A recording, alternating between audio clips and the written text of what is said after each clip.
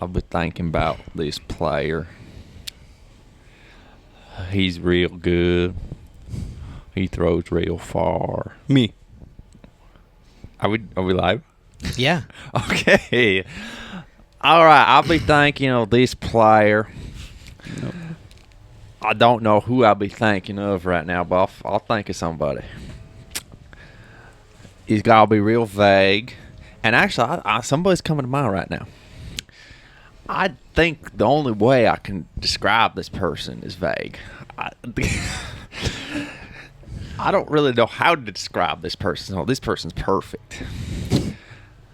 Maybe this will give it away. You'll see him practice putting, and he'll be doing this thing on one leg. He'll stand one leg like flamingo, and his legs crossed over onto his quad muscle, and he'll be balancing, and he'll be putting. And he puts a lot of reps in. He's one of those guys that if you're teeing off later in the day and he teed off earlier in the day, he'll be coming back to the practice green to do some putting and some throwing. Luke Samson. Yes. I was too shy to guess that.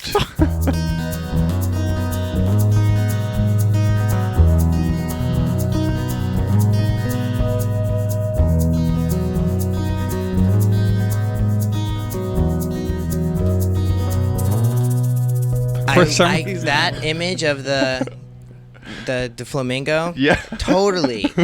Oh.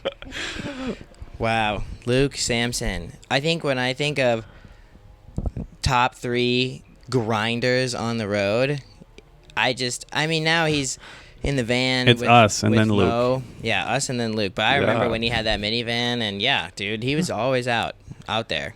And one of my favorite people. I just love his personality. Very, very nice guy. I don't know. Even when he gets frustrated, like, it's not the way that, like, I think when you see a lot of intensely happy guys and then you can see them get intensely frustrated, he doesn't seem to, like, at least I haven't seen, like, the dark side of that. And I've always, even when he's at the lowest, we've played on some pretty depressing rounds together, and never saw him get in a place that a lot of guys go. He managed to keep his head above that, or I don't know, maybe just his personality. But like, even someone like Zach Melton, like, you would think Zach never gets mad. I have seen Zach like lose his crap on the course, and it's not very often. But it is wild for the guy that he is, like 90% of the time, to see him actually get mad and be like, okay, I don't want to talk to him right now for like a minute, let him cool off. Like, Luke never gets there. Everyone gets mad. It's true. It's how you true. show it. It's how you show it and how long you show it for. You're not perfect if you haven't been there. Exactly. Well, welcome back, everyone. Crush Pepper, Season 2, Episode 10, I think. I think it might be Episode 40 or 39. We're here in Crown Point. Marrero, Louisiana. Just outside of New Orleans, Jefferson Parish. For the Big Easy Open. First ever DGPT event in the state of Louisiana. Pretty wild. Like the Gators here in the swamp. Yeah. Yeah, I would say part of the name is revealing of the course, but the other half is not. It is very big, but it is not easy. I've been looking forward to this event ever since it was announced. I haven't been to this part of the country in like 12 years, since my very first time in the States. And I've seen photos and even videos of this course and this property, and it looks like not real. Like, it's nothing like I've ever seen before. I didn't even know it existed before I saw photos. It looks like a movie set, kind of. Totally. Swampland, crazy wildlife, the trees. I mean, it looks unreal to me, at least. So I was really looking forward to this one. I got a little flavor of the course yesterday. I know there's been a lot of opinions circling already online about the John Haug design. I think we got to talk about it. I think we need to give 10 minutes to this course. 5 minutes. And I think not even just like the course, but like I think it taps into like bigger philosophies about course design. I will also say, to promote another podcast, which we don't do very often on here, but if you do like the nitty gritty course design stuff, there is a new podcast out called Course Maintenance with Aaron and Ezra and Eli Swanson. And they had John Houck on their podcast this week on Monday. And John Houck was on the Ultiworld podcast during the off week, I think. And I know he's here. He's here on the property. Both of the rounds that I played last week, because I was here early, he was there. He ran into our group 2 or 3 times. So he's definitely out here, definitely very invested and interested in what people think of this design. Do we want to say what we think of it? Yes. We're here to be honest to the fans. I mean, come on. So I played it yesterday for the first time. I did a MVP practice round with Silas Schultz. And Silas is from Louisiana, and he's definitely stoked about it. There's a lot of things he likes. And just talking with him and bouncing some ideas off of him, there's definitely some things to be desired out here. But the baseline is that everybody that I've talked to and who's played the course is extremely impressed with the property and the foundation of which John and everyone involved has laid out. Yeah. And I'm a part of that crew as well. Mm-hmm. Like this course, the only other course that feels somewhat similar to it is Roy G in Austin. And Roy G is one of my favorite courses. So there is just tremendous potential, and there's some of the coolest like tee shots that I've seen in a long time on this course. It's when you get to the second shot, it's like, oh my gosh, what's going on here? And for me, it's like it's a course that's really tough to practice because you lose morale pretty quickly when you're out there. Once you're on like hole 12 and been out there for like 2 or 3 hours, you're like, oh my gosh, I have to throw the same 450-foot hyzer flip through the woods with my max distance driver again. And usually a course like this plays a little bit better in a tournament setting rather than practice. So next week's podcast, I think we'll be able to give a better conclusion on our thoughts. But as of right now, it just feels a little bit repetitive. And I think John Houck thinks that we are better than what we are. Because some of the shots and what he has envisioned for us is like, it's a tall ask. But there's 2 schools of thought. There's, it's a little bit too hard. Maybe like it should be dialed back. Or is this the future? Is this like the boundary that needs to be pushed? And I don't know the answer to that. Yeah, I actually got to visit a John Houck seminar a couple of years ago at Maple Hill, and he did a nice presentation about comparing the excitement of golf versus the excitement of disc golf, and where disc golf kind of lacks suspense or entertainment value compared to golf. And his big point was that putting in golf, like the suspense when they hit like from 15, 20 yards putt, like the ball rolls, takes different turns, and like the putt takes like multiple seconds to get to the hole, and the whole time you're just kind of waiting in anticipation if the putt is going to go in. And in disc golf, putting is like so fast and kind of boring. Like we put it to circle's edge or inside the circle, and 90% of the time we kind of just step up and everyone expects us to make every putt. And I think with this project, he wanted to tackle exactly that, what he thought disc golf was lacking, which is like the putting suspense. So I think his take was, if our putts are way longer, the putts will be more interesting because not everyone is going to expect them to go in, and there's going to be a lot more longer bids from outside circle 2 even, or somewhere inside. I mean, I played only like 7 or 8 holes yesterday, and I noticed quickly that if you throw one great shot and another good shot, you're literally maybe in circle 2. So I know that was the philosophy behind this course design, which, I mean, we're not used to it. Change is hard. We all know that. So I think the general reaction right now from everyone is like, whoa, this is a lot. Feels impossible because of what we're used to. But yeah, I'll try to go in open-minded and with patience and just kind of see how it plays out. It seems a bit intense and crazy, especially with the Louisiana humidity and the course where you're just kind of worried about stepping on snakes and gators the entire round. So it is definitely going to be a challenge. And I don't think it's really anything we've played like this before. And yeah, grueling 4.5-ish hour rounds out there are going to be, if there's not annoying backups on every hole, I'm going to be okay with it. But if this course just takes forever and there's backups on every other hole, I'm going to have an issue, I think. That's where my patience ends. I mean, the first thing that I think is fascinating is, from what I understood from this Ulti-World podcast, this course design in 2015 is when he said it started, and then it opened in 2017.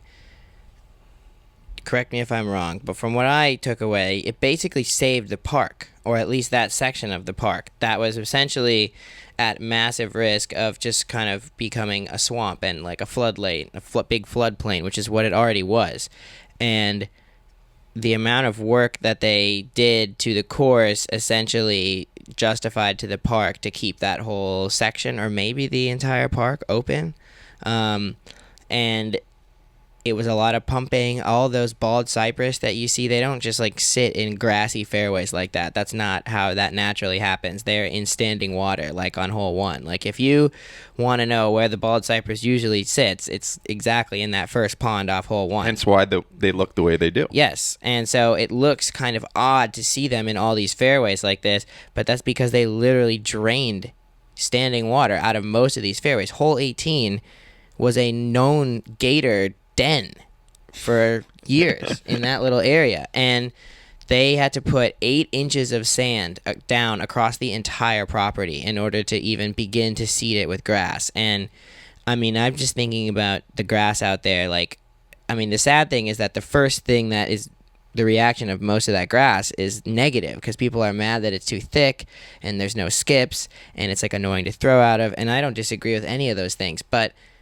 we have a grassy, beautiful fairways on the first year. I mean, that took like 6 years at Northwoods Black to get those grassy fairways, and we love them, and they look great, and we're starting there already. And yeah, it's thick, but it's because it's the first year they're trying to put grass down, and you can't, trim it super, super short. Now you're risking losing all the work you put in. So the fact that the property exists is unbelievable. From what I understood, the existing course at 8,000 feet maybe, was really fun. From what I remember about looking at previous Pot of Gold A-tier results, which is the tournament next weekend. So it's actually funny. And I want to come to this later in the show. I want to talk about Ohn Scoggins, but she's doing what you did last week. So she did Supreme Flight and then Throwdown, and then she's going to play this, and then she's playing Pot of Gold next weekend. Is it an A-tier? It's an A-tier. It's the next. So it's the first 2 DGPT events have their A-tier events the weekend after. And Matty O sticking around to play. So I remember seeing like pretty decent 10, 12, 13 under par rounds from previous A-tiers when Silas and Linus were down here, and I'm sure there was other big names. I just remember the 2 of them going. And, well, from the Ulti-World podcast, it was very clear that John Houck wants to have more Circle 2 bids, more Circle 2 putts. I don't really hate that, general philosophy. That's fine. I don't mind encouraging some more Circle 2 putting. But my problem is that the way that he does that is basically luck. He just, puts a bunch of trees. So you're going to hit something and stay in Circle 2, and there's going to be shots that just don't hit anything and get into Circle 1, and I think that that's not the way I would try to make a course more difficult, and I think that's kind of what he did in a lot of spots. He basically, it felt to me, and this, in my, general, in this overarching theme, I really wish that disc golf course designers, especially designers for the tour, would like shed this idea of this sort of achievement associated with player frustration. Like there's a lot of course designers who want that gotcha element, and they want to frustrate the pros because they're somehow wounded when they see 12, 13 unders on their design, and somehow that's like a bad thing. And I just think that I don't mind if you try to make courses harder, but if you're future-proofing your course by making gaps that aren't actual gaps, like I think that me and John Houck have two fundamentally different views at what a fair gap should be, because the amount of gaps that I see on this course that I can only assume he is looking at as a fair gap, I'm just like, this is not anywhere close to a fair gap. I mean, hole 3 is my favorite example right now. Right? I mean, like, it is, I would say that middle gap is about 3 feet too small. If it's 3 feet wider, like, I'm okay with it then. It's not that, I mean, that's not to say that, like, you couldn't stand in that area and design a better par 3, but just for the bareness of not changing anything else. Hypothetically, if that was a par 4 and the tee pad is destination unknown and you throw into that spot, you feel like you're off the fairway scrambling. Yes.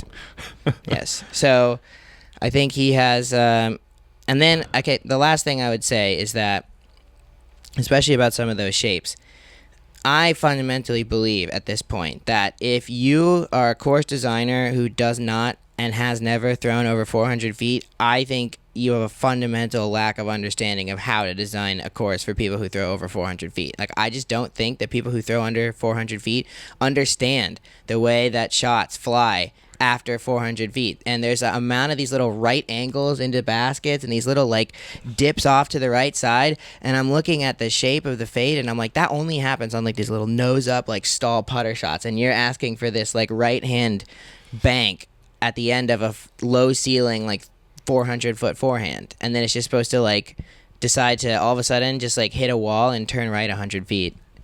It's really interesting because I feel the best courses that we're starting to have, look who's designing them.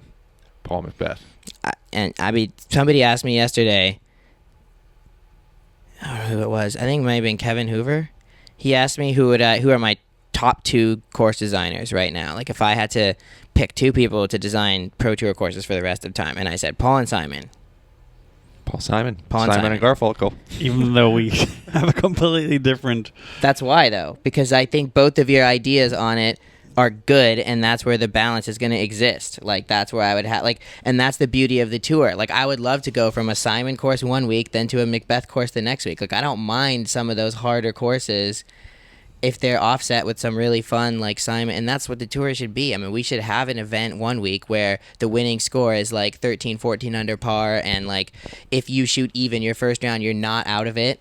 And then we should have courses where it is a sprint from the beginning, and there's ace run chances, and there's highlight chances, and the pros enjoy it. Like, I also think that will help with burnout throughout the season. And so... But I think that Paul Macbeth and Simon have and lots of other players on tour, but these are guys who are designing lots of courses. They're getting right the now. design courses. Yeah, and they have a fundamental understanding of like what people need, not even want. It's like what is required. Well, yes, but it's also that they've both played forever and know what a good hole is. Do you know hole 15 out here? The par 3 that's like right in between. It's the hole after the water hole. Dude, so it's like that hole, and you'll play it, and you'll see. You just walk over 20 feet to the right to see where the basket is. 15 and 17 are the same hole. You walk over on 15 to the right to look for the basket, and you're like, oh, this is where the tee should be. Right here. Like, why are we just like, that's the thing where I'm like, oh, man, like, I want to give John Houck the benefit of the doubt in some of these spots, and I think, like, yes. You have to change your mind. John designed these holes so a good shot lands in circle 2. Yeah. That's why the tee pad isn't there where you think it should be. It's there because a good shot shouldn't land at the basket. That's literally what he wanted.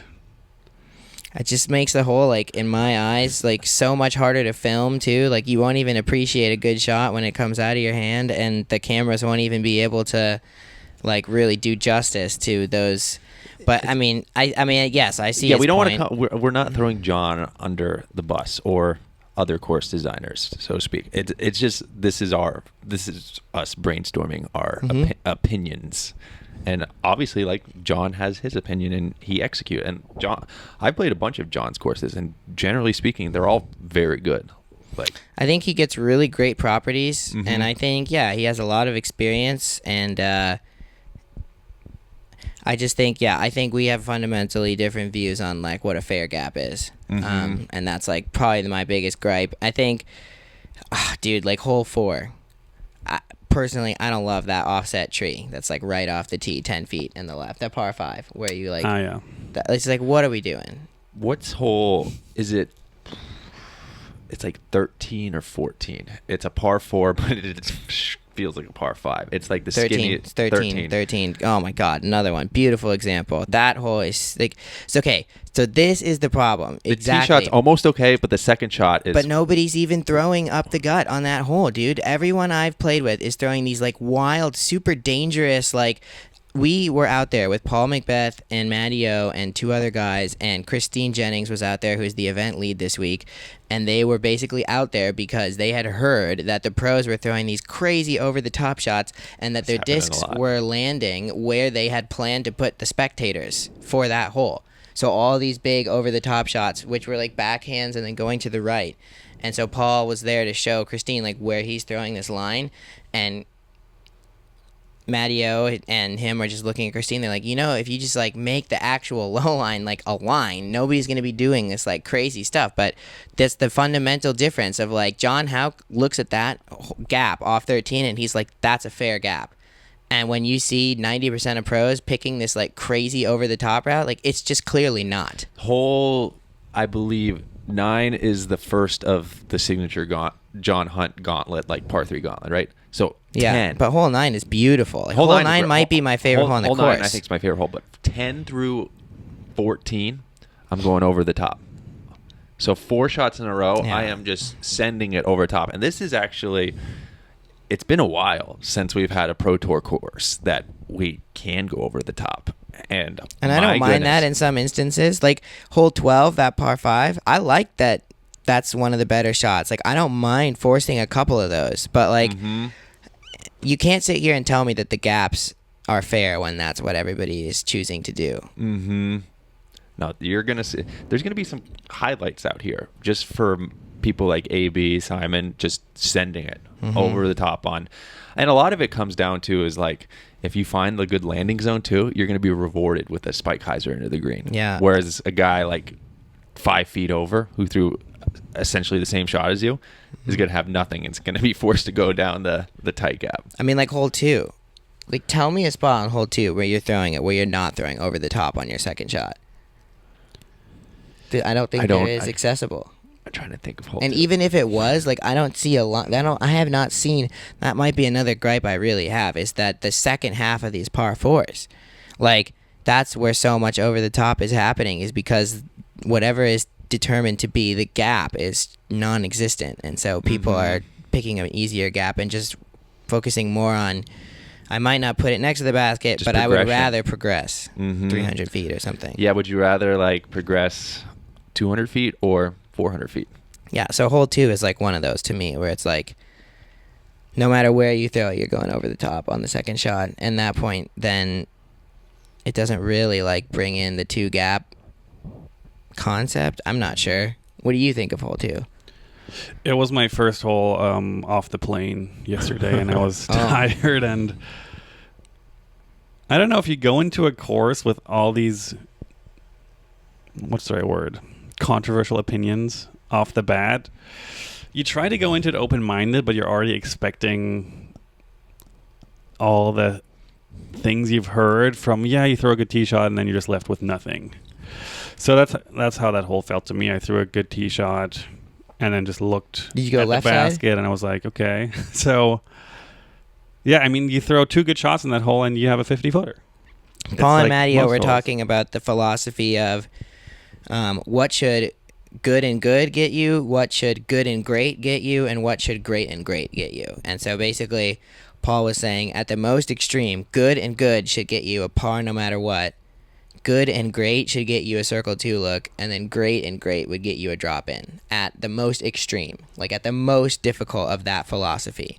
You would go great, great, and you would have a drop in. And there are holes out here where you go great, great, and you have a 70-footer. And that's where Paul's basically like, that's too much. Is there a tier above great? I think for him that was like the best you could do it. Great was his version of perfect or whatever. Yeah, it's a beast of a course. It grew on me after my first round. I played the second round with Ezra and Eli, and Ezra and I had both played it once, or he might have played it twice, and we were both pleasantly surprised with how much more we enjoyed our second round out there. So that was cool, especially that I felt that way and Ezra felt that way. So, it's beautiful. It is gorgeous course. Oh, yeah, Maybe for sure. outside of Throwdown the Mountain, it's the prettiest course on tour, or close. I mean, it is. It instantly skyrockets into the top 5 prettiest courses for me. There's some fairy tale like holes out there. That's for sure. Have you seen any wildlife so far, boys? Yeah, I lost 2 discs yesterday in the brush a bit, and I'm very aware of wildlife out here, so I was like with a stick kind of like rattling the bushes and just snakes everywhere, and I didn't even bother looking for my discs because I mean this is serious. I mean, we got an email from Seth. We did. Who was our safety guy. And he was like, do not mess with snakes out here because there's rattlesnakes and there is like water moccasins, I think. I've heard Jake Hiebenheimer saying that he's even being a little careful. And the water moccasin, Yeah. from what I understand, if you get bit, you're pretty much done. I mean, you don't really have time. You have to be bit in a hospital, from what I understand, to like have a chance. Well, they have resources on the property, of course, so we're not done.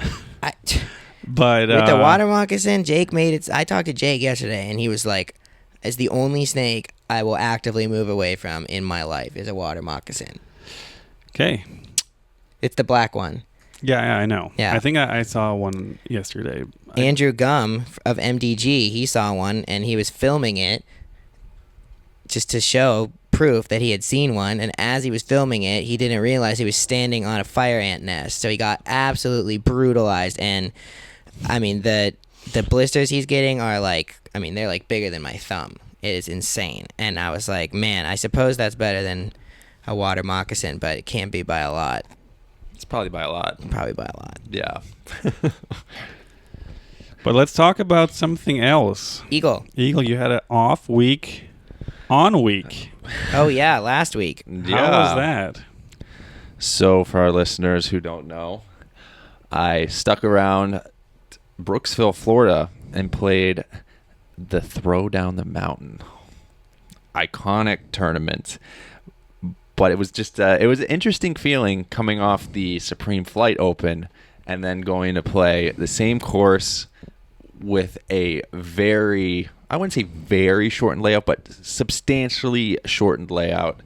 And a few of the players who played SFO stuck around, myself, Joel Freeman, Corey Ellis, Dallas Garber, to name a few. And yeah, it was a lot of fun, in all honesty, just to play a tier level of course where I believe the distance was 8,500 feet. So still pretty far, probably paralleled the FPO layout from SFO a little bit more closely. And, the par was definitely friendly. I got back-to-back eagles, which were definitely Pro Tour par threes, but, it was fun to get a confidence boost. First round, I went 15 under. 1096 rated. I was a spit out away from an 1100, which was pretty crazy, but that round, honestly, I've had 1050s on wooded courses that have felt better than that round. So it's so interesting how ratings work in that regard. Was winning the tournament by 1 at that point, had a tough second round, but everyone on the lead card did. Joel, Corey, Elijah Bickle all kind of struggled, and everyone was within 1 stroke going into the final day.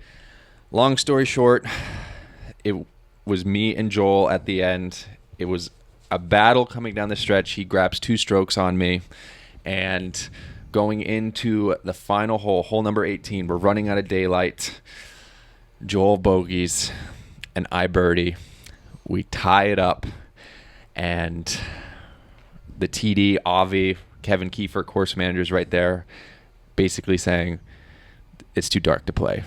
You guys are going to be co-champions.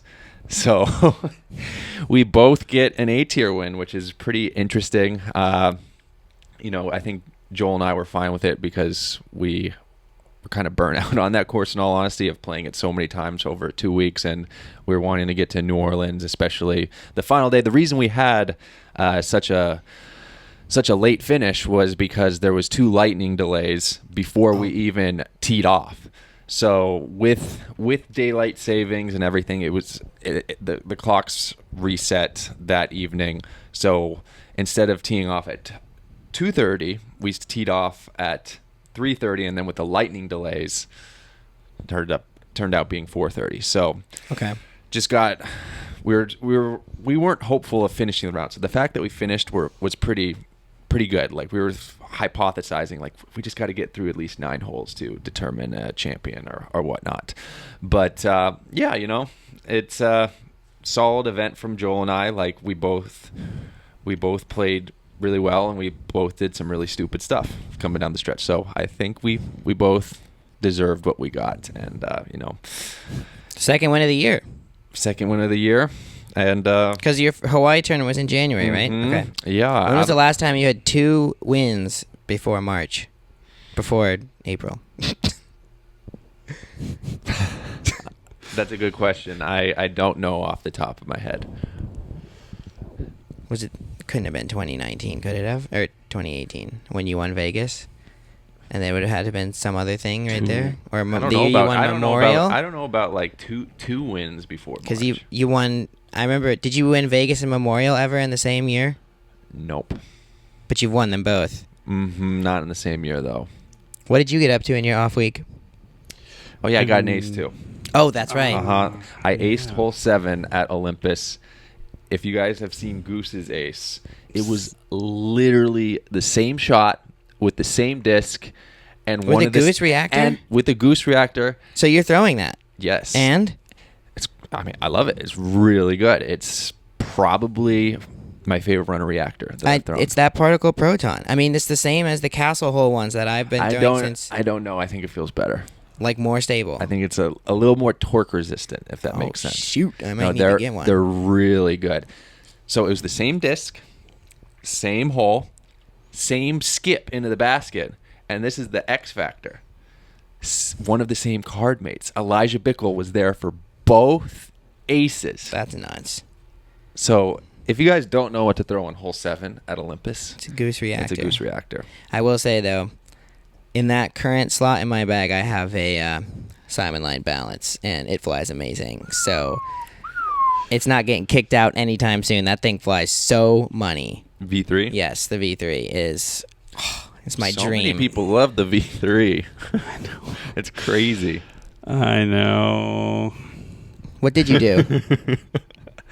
We're talking about it. What did you do in the off week? Nothing. I was stuck in the house most of the time because still unplayable in Massachusetts. We had a couple nice days on Monday. Sunday, Monday were pretty nice. Kind of the first days where it was never below freezing in like 4 months. How much snow is left? Too much. Really? Yeah. I mean, you guys have gotten whacked. Massachusetts stole all of Colorado's winter. We need at least share some winter with Colorado because Colorado actually needs some snow. My parents told me we have like less than 2 inches of very sad little snow left in Minnesota. So yeah, I don't know what it looks like now. The day I left actually was 70 degrees. So yesterday in Mass was like a random super nice day. I think it's going to snow there again tomorrow and Friday. But no, it's frustrating because I'm at my house with like still 2 feet of snow, and then I drive like 30 minutes towards Boston and like no snow. It's that ocean. It feels, yeah, it's not fair. The Worcester County is just a prime. It's the worst. Yes, it's the worst. The Worcester County. Yeah, it's just not a great spot. In that regard, at least. Whew. Well, I want to talk about Ohn Scoggins very quickly. Ooh. She played through our group when we were out practicing, and we were just talking a little, not me and her, but me and Paul, about her, and we realized she is 5 for 5 this year. She has played 5 tournaments, and she's won them all, and they are not little dinky tournaments. She won Wintertime Open, La Mirada Open, the Memorial, Throwdown the Mountain, and Supreme Flight Open. A pro tour, and then 4 events that would basically be on tour if the tour didn't exist. That's sick. Yep. Very good. What if she does it again? Like how I'm cheering harder for Ohn to win a tournament than I probably have ever cheered for Ohn to win a tournament. Not that I have anything against Ohn winning tournaments, but what a streak that could be. If she just keeps it rolling. Fine wine. And then she's gonna play the A tier next week. I'm curious what competition she has. Because it could be 7 for 7 pretty fast. And with only A tiers in Elite Series, that's ridiculously impressive for someone who is Masters age. And a 2-time Masters world champion. She is unbelievable. I love her attitude. She's timeless, I would say, as well, even though she's really not, like, that old. But she just has that, like, I mean, she's early 40s, and she's got that, like, mid-20s energy. It's awesome. And man, she just gets it done. She's inspiration for literally everyone. Yes, totally.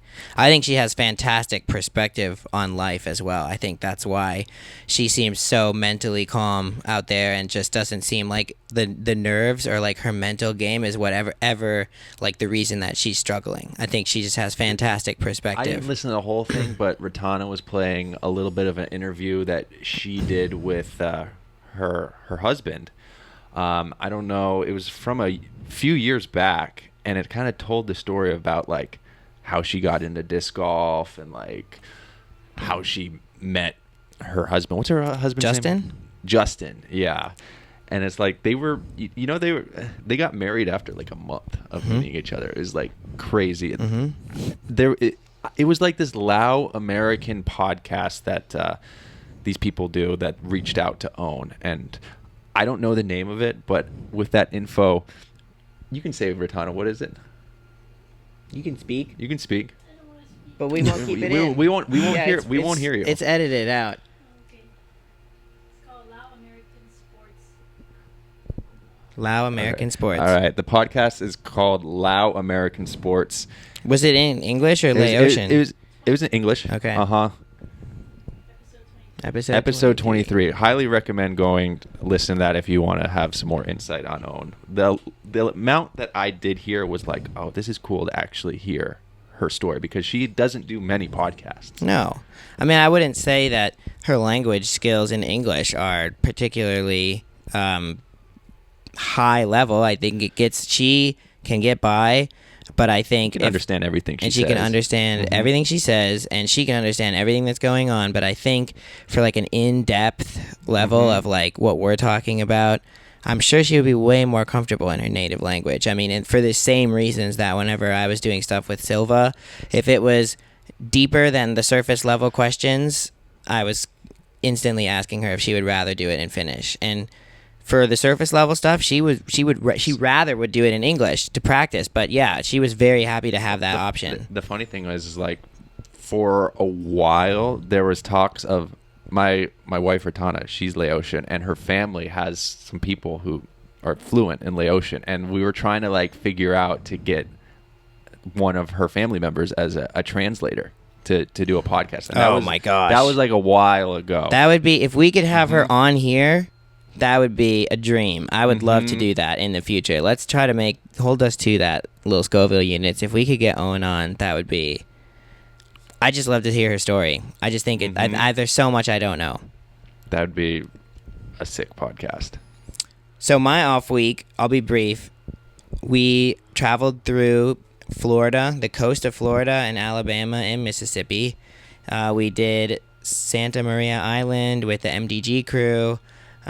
We went to this restaurant on the beach, and the owner was French Belgian, like a Belgian who speaks French, because for those of you who don't know, there is no such thing as the Belgian language. If you live in Belgium, you are either in the north and you speak Dutch, or you're in the south and you speak French. That's not like fully exclusive, but that's what I've heard from the MDG guys. The owner of the restaurant was a Belgian, so he came out and gave us all free drinks, and I spent about 30 minutes listening to a bunch of French, and this guy was like so happy that we had come to his restaurant, and then we told him what we did, and he was like, oh my god, Frisbee? He was like, I love Frisbee. He was like, when I was back in the 70s, he was like, when I was living here, I used to go back to Belgium, and I would bring, like, every time, like, 20 Frisbees and, like, hand them out, because we would play catch on the beach, and I thought that Belgium would love it. And he was like, and now we play some disc golf, but I have this group that plays foot golf, and we play foot golf on the disc golf course. And I'm like, oh, so you must have like the dual use course. And he was like, no, we don't. We used to, but now they took it away. So we just play at the disc golf course. So if you want and you're close enough, you can kick it into the basket for a bonus point. But if you're far away and you just hit the pole, that counts as holing out. So this restaurant owner, who is French-Belgian, is a foot golfer on the local disc golf course. And has been playing Frisbee since the 70s, and that was awesome. Just like total wild interaction. And then spent a day in Pensacola. Got a couple great recommendations from Madison Walker for some food. Mono Panino, very, very, very good sandwich. And then we went on the Gulf Shores of Alabama. My goodness, I see why everybody wants to be down there. I understand what Matteo is talking about now. It is tranquil, it is beautiful, it is calm, it's warm. We did the Fort Morgan to Dauphin Island ferry. We didn't get to do that. That was really cool. We ran out of time. And then we used our new little Luno Life mattress, did 2 different rest stops. And then we got an Airbnb outside of New Orleans in Mississippi for 5 or 6 days. Did a bunch of work with my visionary net, and that was huge. I was all I needed was just 2 or 3 hours doing backhand stuff with this little new kind of look back. And my next round out at the course was arms and legs and full bodies of improvement, better than what I had been doing. So, and just it was more the trust. Like I wasn't nervous about that throw, so it was really helpful to have that. And yeah, we just got to do a couple rounds of the course, and now we're here. So it was a great little off week in the Gulf Shores. We might spend a few days there again next week. Try to get like a little state park campsite on the Gulf of Mexico. Should be a really beautiful little experience. We went on a swamp tour, and I want you to tell us about it. Yeah. So Jefferson Parish, the area that we're in, has been they're really stoked to have us here. And they're like orchestrating all these fun activities for all of us to do. And yesterday, shout out Ultimate Swamp Tours, they opened up an airboat slot for around 16 players, as well as a pontoon boat for probably another like 20-ish pro tour, maybe even 30. Maybe even felt 30. Like double our group. But we were on the airboat, which we got really lucky because that was quite an experience. For the first like 20 minutes, I was like, okay, this is cool. We're just like seeing some egrets. We're seeing some like, we saw a gator. It was like slow through this canal. And then once he got past those cabins. So right. The cabins are the beginning of like the speed limit. You have to slow down. I see. It only made sense to me when we came back. And he slowed down right when we got to those cabins. Because at first I was wondering too. Because I did an airboat tour when I was 18. That was the only other time I've been to New Orleans. And they didn't start slow. They just started. So ripping. I knew that could be a thing. Uh-huh. And then I was stoked when he started to. But yeah, we started ripping on the bayou. It was so much fun. And our tour guide, I didn't catch his name, but this guy is he's a swamp veteran, so to speak. Missing a finger. He had a an altercation with an alligator. He was tubing, and he fell off the tube in between the mom and the baby, and the mom attacked him instantly. This is when he was like 6 or 7. 6 or 7? I think he said he was way younger. Oh my gosh. Yeah. He's been a gator boy all of his life. Fantastic tour guide, like absolutely hilarious without being cheesy. Like, the best one is he got us stuck, and he goes, as he's walking up to jump off the boat, he goes, "Number 1 rule of the airboat: never get off the airboat." And then he steps off the airboat. Yep. No, he was a gem for sure. He took us to some like special spots. He knew the location of alligator nests, so we got to hold, each one of us on the boat, a baby alligator. A wild one. A wild baby alligator. And everyone had a field day with it. Everyone was taking pictures. And I must note that the boat that we were on were full of the media type of disc golf pro tour player. Ezra, Goose, Joey, myself, just to name a few. And there was a lot of cameras, so it was really cool. And I imagine that y'all have probably seen some of that footage or content that has come from that little alligator. Yeah, I got some awesome footage. I'm doing a lot of fun work with the Pro Tour right now. Big shout out to Kevin Hoover for thinking of me and Maria. And we're doing a lot of this kind of like filming of these extra activities, which is something that Dominic DeFibo, who's the president of the tour, has certainly brought to the philosophy around events, is to do more than just a disc golf tournament. I mean, this week, obviously Jefferson Parish is a big kind of partner in this, and New Orleans is an easy place to have fun things to do. But this week, it's like every night there's something. I mean, tonight there's a crawfish boil. Tomorrow night is go-kart. Friday night is the player party back at the same place, the Swamp Adventure place. Really? I'm pretty sure that's where the Fly Mart is, from what I understood. Oh, no way. I don't think you go back on the Swamp, but I think it's at that area, parking okay. lot, I think. And all these extra things that Dominic, I would say, was definitely a big promoter of. Not that it wasn't already being thought of before him, but I think he really made that an important part of when they do events. And so we're shooting a bunch of that content. So I got some amazing footage yesterday of the alligators, and in the morning we did episode 2 of OTB Eats, which was combined with a bunch of Pro Tour interest. So I spent 3 hours in the French Quarter with Ella Hansen, Raven Klein, and Matty O. And we went to Mother's, which is the first place he ever ate in New Orleans. It's a super famous po' boy restaurant. And then we went to Café du Monde, which is near Jackson Square, with the beignets. And Matty O took us to the art gallery of one Craig Tracy, who is the brother of Philip Tracy and Eric Tracy. And Eric Tracy got 3rd place in the 2001 Pro World Championships in St. Paul and Minneapolis when Cam Todd won. So we waltz into this art gallery in the French Quarter. Matty-O walks right up to the art curator guy, who stops the guy he's talking to in mid-conversation to bear hug Matty-O. And here we just, in the heart of the French Quarter, a block off Bourbon Street. And we're like meeting this dude, and Matty-O goes, "And this is the guy in 2002 at the Halloween Madness at City Park that I beat in MA1 to win my first ever basket from a tournament." And it's this guy who runs this unbelievably gorgeous art gallery in the French Quarter. And the guy was so stoked. It was Phil Tracy who was there.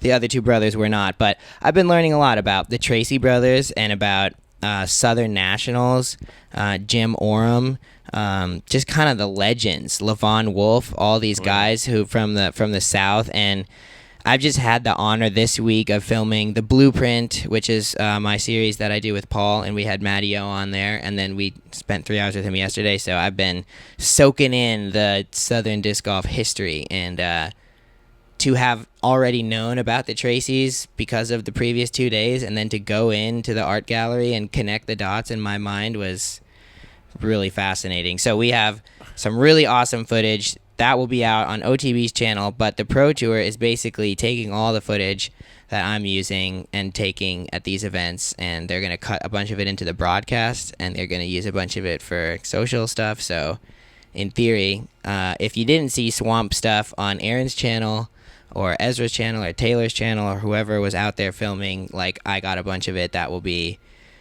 the Pro Tour is choosing what to do with it, but it's very fun to have that opportunity to show all this extra stuff. Absolutely. It was a great time too. Yeah. He found this nest. I mean, you know what it felt like? Did you do the no, you haven't been. You did go to PCS. Did you do the Eagle Safari? I've never been there. I didn't do it. I was supposed to, but we ran out of time. The same way that guy Per over there in PCS. Yes, Per Einek. He knows every single eagle. He knows where their nest is. He knows them by Doesn't name. know me. He knows them by name, and that's what this guy felt like. I mean, he knew every single name of the. We like pull into this spot. There's no gator. He goes, "Come on, Stubby! Come on, Stubby!" And then bang, gator pops up. I think he's the one that named him. Yeah, of course. But like they listen. It's like a dog. I mean, it literally was a swamp puppy. Like he's like, and we got to the big one, Winky, who is the 15-footer. Mm-hmm. The first we pulled into this little cove, and there was nothing. He's just like, and he goes, "Come on, Wink!" And after like 10 seconds, boom, 15-foot gator pops up at the surface of the water, and he's got these little marshmallows that he feeds them. Because he said they don't have a liver, so they can take as much sugar as they want, or they don't have a pancreas, one of those two. So it's okay to feed them the marshmallows. And, dude, I mean, he pulled this 15-foot gator halfway up into the boat. He stuck his hand in its mouth. He kissed it on the nose. Unbelievable. It's so funny. What'd you say yesterday? Like, the problem was he kept throwing marshmallows out, and these birds would take them away. And, like, sometimes the bird would get it, sometimes the gator would get it. And Joey's like, no matter what you are, whether you're a bird or the king of the swamp, you want a marshmallow. They're trained, dude. Doesn't matter what animal. They know that little white fluffy thing when it flops into the water. It's so funny that the gator just marshmallow. Well, and they would miss it too. The amount of like gentleness that they ate that marshmallow with. It was like the softest little bite, and it was sometimes so soft they would not even get it. Mm-hmm. And I'm like, how are you? And he's like, and that thing right there's got 35,000 pounds of chomping force. So don't stick your hand near it. I definitely have a new appreciation for gators. I would do that with you this week before we leave if you wanted to. Another gator tour? Like an airboat tour. I think you would. I think for you that would be. It's also not scary at all. Like the whole. I mean, it feels a bit like a zoo experience. It's not, but like the way the animals are around him, and he said that it does matter what time of year.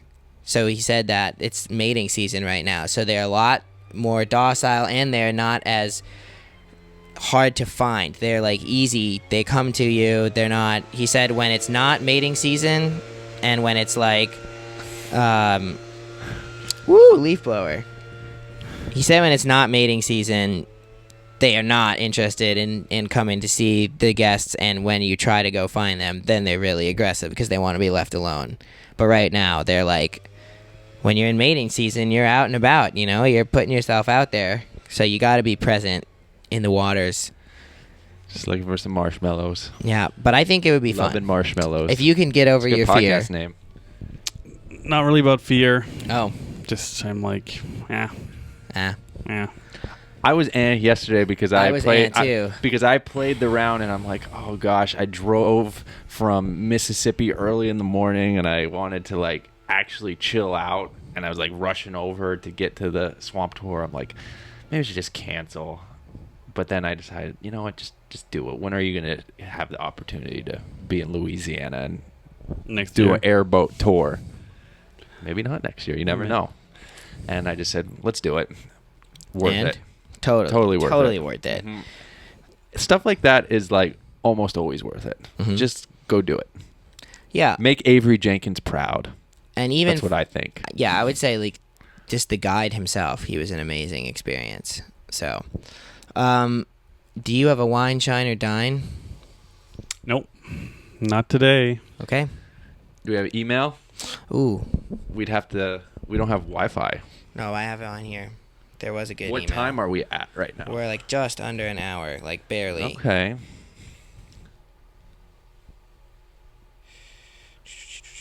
We've covered I can do a quick disc golf lesson. a disc golf lesson. Yeah, I had a situation when I was playing Cliff Stevens a couple of weeks ago down in Clearwater, Florida, where hole 1 and hole 2 kind of run like perpendicular to each other. And there was this group of older folks who finished on hole 1 and walked over to hole 2's tee pad. Hole 1 is maybe about 380, low ceiling, like every hole out there. And I had to wait till they cleared hole 2's tee pad, plus walked at least halfway down the fairway of hole 2, so they would be not in danger of my shots coming into hole 1. But I felt bored, so I thought, like, I'll just throw my hexes down the middle of the fairway. I won't ever reach them at the second tee pad. No worries. I threw my first hex right down the middle. Perfect. No worries. And then my second hex, I was trying to throw it the exact same way as the first one, but I slightly yanked it to the right, which a slight grip lock sometimes like adds a bit of speed, and it also came out a bit higher than I wanted it. And do you know this feeling when you're like, you think you should yell 4, but you're not confident, and you're like, oh, that won't hit them, no way, and then the disc keeps going, and you're like, oh god damn, is it actually gonna hit them? And at that point, and it's then too you're late. you're at the point where you like have to decide, if I yell 4 now, it's like too late because the disc is coming in like a second after, or you don't say anything and just hope and pray it doesn't get close to them. And I was like, I froze because I was like, oh, that hex is still stable. It was like a brand new hex. It's going to like high zero before them, but it just kept going straight and straight right towards this older guy. And I don't know how much it missed him by, but it could not have been more than a couple feet. I had my heart almost stopped, and I didn't say anything. And then the whole group obviously looked over to hole 1's tee pad where I was standing, just like apologizing in shame. But I guess my lesson should be that if it's ever in question if you should yell 4, just yell 4. Even if it was unnecessary, it's better to yell 4 once too many times than feel like a bit of an idiot if you didn't say anything. You can be in such a zenned out and like low stress state, and then all of a sudden, one bad throw, your adrenaline is pumping way too fast. I did 0 not like to that 100. moment. It's such a bad feeling. It's one of my worst feelings in disc golf, I'd say. I get so much practice with that at all off season at the West St. Paul Regional Athletic Facility because it's open dome, right? And so, well, I mean, you basically have to get really comfortable throwing near people, because not like near people, but it's a mixed use open dome. And so there will be lots of times where I'll be on one end of the dome throwing into the net, and then I see that the far end is like fully open, and there's like a group maybe playing like catch in the middle. Like most of us who train at the dome, we bomb it over those people. Like we just do. How big's the dome? It's across, it is 480 feet. Whoa. Yeah. And so there are times when you're the only person in there, but there are times when you're sharing that space with tons of people, and there's these walkers that go in the ring, so you have to like time it out when they walk by, and then you can throw. And I honestly, it's really good for accuracy, and it is super good for mental trust. And I have had less than 2 like very close calls, and I've never hit anyone, although I watched Cal. I shouldn't throw him under the bus like this, but I watched him just dome someone because he didn't. Domed in the dome. Yeah, it was like here in the shoulder, but it was not. He was fine. He was cool with it, but yeah, I am overly cautious on that. Like I'm already like, I'll say something versus not saying something. I'm an extrovert, but there I'm like, if I have any inclination that it's gonna be close, I yell. And at that point, like most people know like that I'm there, and enough people are aware. There's enough disc golfers using that dome consistently that like when a 4 echoes out throughout that dome, people snap their heads and look these days, which is cool. Because like when I first started going there, you say 4, like most people just keep minding their own business. They're playing soccer. Yeah.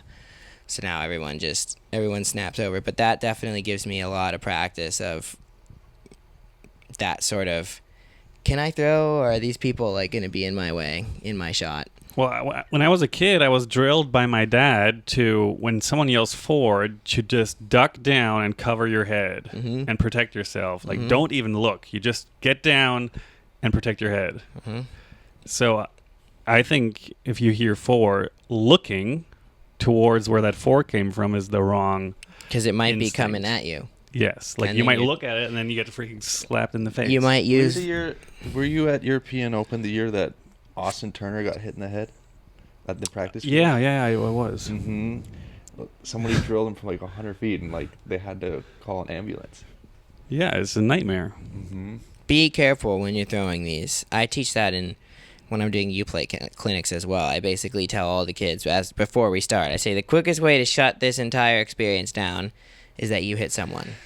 Playing a lot of short courses, especially in Colorado, Valmont, Johnny Roberts,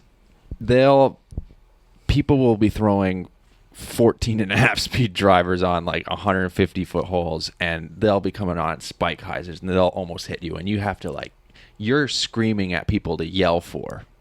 Because they didn't say anything. Like, Oh, "Hey." totally. And then you tell them yell for. Like, I said heads up. And like, you didn't scream it like your life depended on it. And I would rather you like embarrass the crap out of yourself by screaming it. Even if it doesn't hit me, I would rather know. And I don't care if it's embarrassing. And so with that philosophy, that's how I've had one too many of those close calls, like you said, and now I'm embarrassing when I think it's close. I'm like, look out! We got a really great email.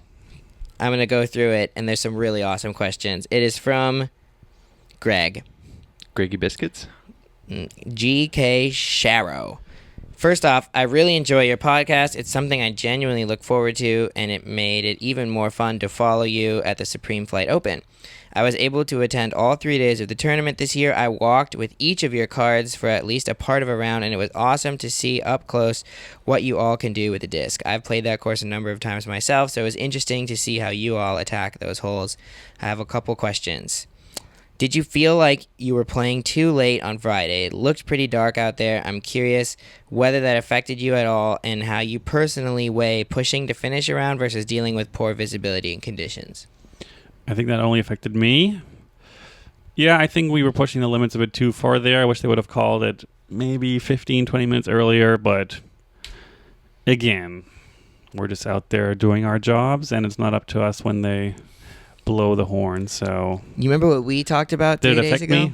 No. I've seen enough rednecks light up their entire property with floodlights that it couldn't be that hard for the Pro Tour to have 2 or 3 of those to light up one hole in the emergency case that you need to have a playoff. And yes, it's not ideal. It shouldn't be something that we start to lean into of like, oh, now we got lights, we can tee off later. No, it's like as an emergency when we have throw down the mountain type thing for a Pro Tour and nobody wants to stick around till Monday. What do those cost? Look, if rednecks can do it, it can't be that expensive. It's got to be way cheaper. Rednecks under the bus. Look, it's got to be way cheaper than the towers and equipment that they use to do the DGN signals. There's some pretty crazy flashlights that you can get for around like $400, $500, like a couple $1,000, I think. And you could light up a hole. Totally. And I think it would be a good thing to have in an emergency scenario for your playoff hole. It obviously probably shouldn't be a huge issue in the summer, but yeah, I mean in Florida, dude, could have been nice to have it. All right, let's go to the next one quick. On Saturday, I heard several players, even in the afternoon, commenting on the wet tee pads, especially on 13. During the rain on Friday, there's obviously only so much that can be done, but I was curious, from your perspective, when players talk about conditions like that, is it seen as whining, or is it fair for players to expect things like better drainage or some kind of intervention, shop vacs, squeegees at this level of an event? So, do you think it's whining when the players complain about stuff like that, or is it warranted and there should be some standards, and if they're not met, it's okay to be both a little grumpy? It's tough because everyone wears different shoes, everyone has different footwork, and I mean I don't think it's possible to create a teeing surface where everyone will feel comfortable and just eliminate all slips in all conditions. So Here's my thing. I don't really think it's I will possible to say- make it much better. How I feel. I don't think I whine about tee pads as much as like the average person. Those tee pads do get really bad when it rains. Yeah, they're really great when they're dry, actually. I really think they are. And I think that the reason they get bad when they rain, this is from what I understand, I think that the turf and the little whatever material holds the turf, the thing that you roll out, I think that actually drains well. I think it's the thing underneath. Whatever you have underneath that, whatever you're putting that on, if that can't drain, the water will pool. And that's what it seems to look like on, because some of those tees, they do drain well. So like the Saturday after, like he's saying in this email, 13 I think was specifically bad because I'm pretty sure the wood that it was rolled out on top of didn't have a way to drain the water. So it just sat there. And it just kind of feels like that's a really big challenge. And I think, I mean, it was cool that they had those Vessi feet scrapers out there. I think they're not like bulky enough. They're like, they got caked within the first day. I think that's something I've been begging to see at Pro Tours is those like little foot scrapers. But I brought a bristle, like a metal bristle brush for my last 2 rounds, and I ended up like scraping the feet of most of my card mates as well, because everybody was like seeing what I had, and they were like, "Dude, like, can you come get us?" And I was like, "Yeah, why not?" But it's a lot of that is that clay. Did they tip you? No. I think they all gave me bogeys. They traded me bogeys for feet scrubs. They should hand out more time extensions for that acts. for favors. Yeah. Gosh, PDGA, please, acts of kindness gets You you, can get additional karma points. Gannon's about to be the nicest guy on the course now. She's gonna get it. By the time he gets to hole 7, he has like an additional 12 45-second extensions or 30-second extensions. I think part of that too was the clay. That it's not just regular dirt that sits like that for that many days. Like that stuff was. Oh my God! Yeah. There were spots on that course that it was not just your average mud. That was like some really thick stuff. So It's a very slippy course. it's not easy. I do not think it's easy to. I don't think it's easy to make a consistent playing surface that you can throw on and then just like leave it out there People- for years on end and expect it to still have great grip. Like that's just not that easy. I'd say the answer to the question is people are whining. Yeah. Yeah. Mud and shoe cleaners. I don't blame him. With all the mud on Friday, Saturday, I saw a lot of players trying different ways to clean their shoes between shots. Do you think tournaments should consider putting boot/shoe cleaners at every tee pad or at least the muddier spots? I mean, they did that. Vessi was out there. They had, I think half the tees had them, but they were pretty useless after a whole group of people went through. So I'm curious, in that industry of boot cleaners, is there a higher technology level one? Maybe one that like, turns. I've actually seen that in airports. Have you seen I think in Europe, like the shoe buffer thing where you like put your feet in and it like shine your shoe for you? Maybe something like that. But yeah, I think, man, if you have platforms under your shoes, that is not fun to play in when you like cannot get the stuff out of your shoes, in my opinion. I've always wondered how the process works for you in practice for getting paid for tournament winnings. When you cash in an event like this, do you typically get a physical check at the event, or is it more common now to be paid electronically? We haven't gotten checks in a long time. It's all It used to be electronic PayPal for a while, and now it's all The Pro Tour more has their own. professional, and it's Uh-huh. like They use Everyone's QuickBooks. set up. They used Intuit a few years ago, and then they've moved to 2 different platforms. So everybody now. Payment has to. labs. Yeah, Payment Labs. You all have to make an account at the beginning of the year. All right. Last one. Pros in the VIP area. As a fan, I'm curious how you feel about the VIP setup from the pro side. Do you think it strikes a good balance between giving fans better access to you and still allowing you to stay locked in on competing? Are there things that you would like to see tournaments do differently with VIP areas or pro/fan interaction in general? On Sunday, we had a few pros come through the tent near the 18th green, and it ended up being really fun, memorable interaction. It did feel a bit ad hoc, though, and it made me think that having those kinds of moments structured or scheduled a bit more might make the experience even better for both players and fans. Well, with disc golf, it's just the culture of the sport is having access to the professional players. That's just how it's always been. That said, I know Worlds last year and a lot of UC's events have been tremendous, but one thing that bugged me more than anything was him giving VIP spectators access to the players in the area. Mm-hmm. I think it should be separate. I think what the tournament director should do, or the Pro Tour, they should encourage the players to maybe go do a little lap, like 15 minutes, like to sign VIP's disc, but it's optional.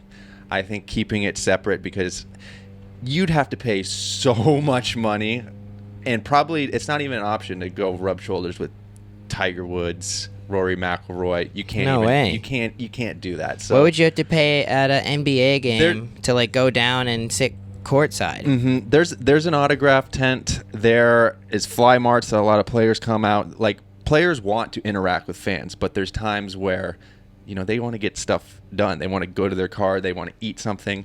They're gonna go interact with you if they want to interact with you.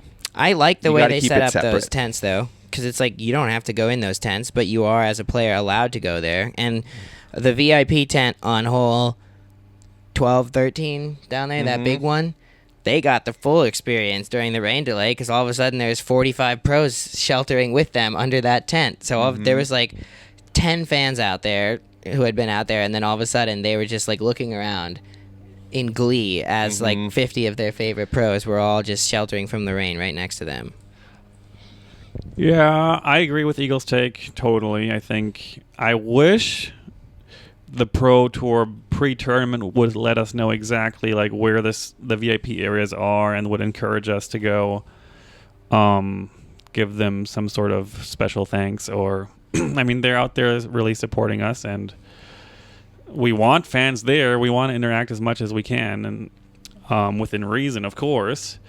The main thing I would like to see different, which I notice all the time, is when I'm playing my round, like, they keep the fans so far behind us, sometimes to a point where I feel like they can't even really see what's going on. And I know some of these VIP tickets are not really cheap, and I just wish they would bring the fans much closer in the fairways and around the greens to us, at least behind us. There's no reason they have to be, like, sometimes they're like 100 feet behind us trying to watch what we're doing.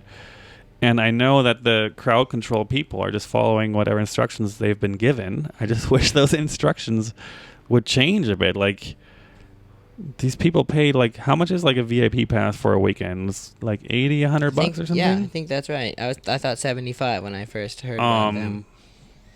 So I feel like you should get a little bit more for that price tag, and I don't think any pro player would be bothered with the crowd coming a bit closer, so they at least can see. Yeah. Like, I almost get uncomfortable looking behind me, seeing them so far back. Yeah. Like, they can't even see what I'm doing, and they paid to watch. Like, come on.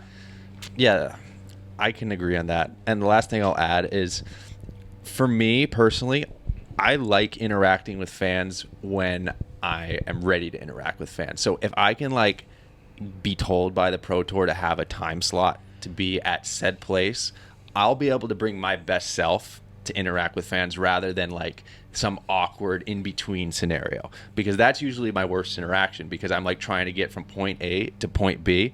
Like, if I'm like eating a snack or just trying to, like, do a normal human thing and try to interact with a fan, that's when it's awkward. But if I have like blocked out, okay, you get done with your round, sign autographs for 20 minutes, and then go over to the VIP tent for 20 minutes, I can bring my best self to that scenario. Yep. And I think that's the best thing that hopefully somebody from the Pro Tour or our listeners will understand. Like, you're kind of going to a zoo, but you can't really like interact with the animals, so to speak. Like, it's not a petting zoo. Yeah, fair. I think I mean, I think obviously the reason they have the people that far back probably comes from like being overcautious for like player focus. But I think like what you're saying, they could be. They're too far down that line. Like they're doing it out of a good intention, which is like giving you guys space. But they can do that and be closer. They can still give you the space and push it a bit closer. But I just want to say that like there's no way that 100-foot gap comes from anywhere else other than good intentions to try to give the player space, to not bother them. And it's good that players like you are willing to say that it's okay to be closer, because that's what the tour wants to hear. And if they get enough of those testimonials, that's exactly like how those things happen, is once they hear that the big pros are like, yep, we appreciate the respect to give us that room, but you can be a bit closer than that. We need a slice of darts. Because Oh. darts, in theory, is like a total like focus, concentration, flow state kind of game. But the pros want to make money, and they figured out, like, what if we put a freaking 3,000 person party behind A us at mosh all pit. times? A full mosh pit. Like, that's better than being in full silence and able to focus a bit more. Well, and it's funny the contrast between the stage events and the non-stage events. I mean, they could not be more different. Yeah. You see guys like don't even celebrate for anything, like because it's just like they don't get anything from the crowd out of it, so they're just like trying to stay more focused. And it is nuts. Like somebody hit a 9 darter in one of those, and they had to like make sure they didn't yell too loud because everybody else is like playing right next to them. And on the stage events, like Simon was saying, it's like a cacophony of background noise. Like it never stops, so it is kind of constant, and they're probably used to it. But when the hometown favorite's losing and the other guys got doubles for the win, the crowd starts whistling. I mean, it's like a full-on, like, they can do whatever they want, pretty much, outside of, like, throw physical objects at these players. Make disc golfers tougher.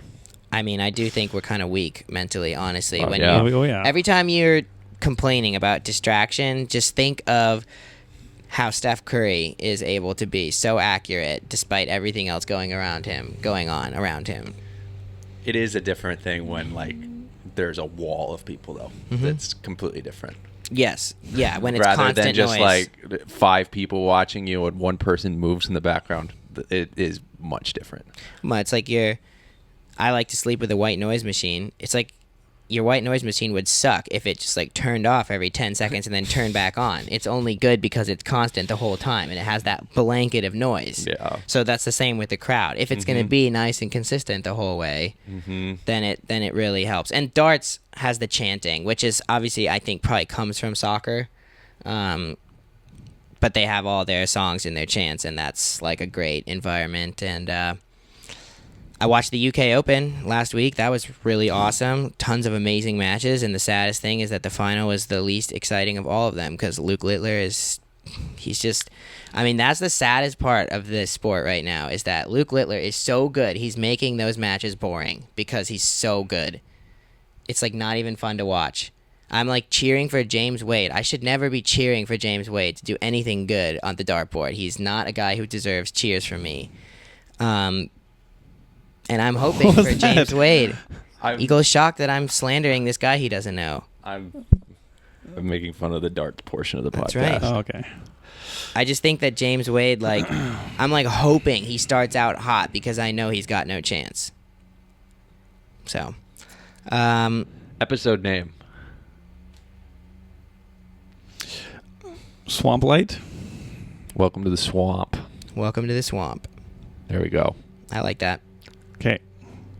All right. Sold. Well, thanks everyone for listening. Simon, send us out. I don't do this. You do You it. used It's your- to, remember? It's your turn. Well, we appreciate all you guys listening, as always, tuning in and now watching, of course. We're so far being more consistent. Like, I don't say we Nice promised work. it, but Nice work, guys. we tried. Mm-hmm. And we're gearing up now to go play the Pro-Am here at the course name that no one knows how to say properly. PDF. Parc des Familles. Parc des Familles. Mhm. And Yeah. wish us luck this week. Hopefully, our producer, Will, said he might get this up by tomorrow. Mm-hmm. So shout out to everyone. Shout out to OTB for hosting this amazing show. Yes. Artwork is moving along. We got the artwork over to the boys, so they are starting. We're looking at some T-shirts and hats right now. So that's exciting. And in the meantime, go to otb.com/eagle to get some cool stuff to support your boy. TOUREAGLE till the end of March for free shipping. Well, we'll see you next week. See you next week. Peace.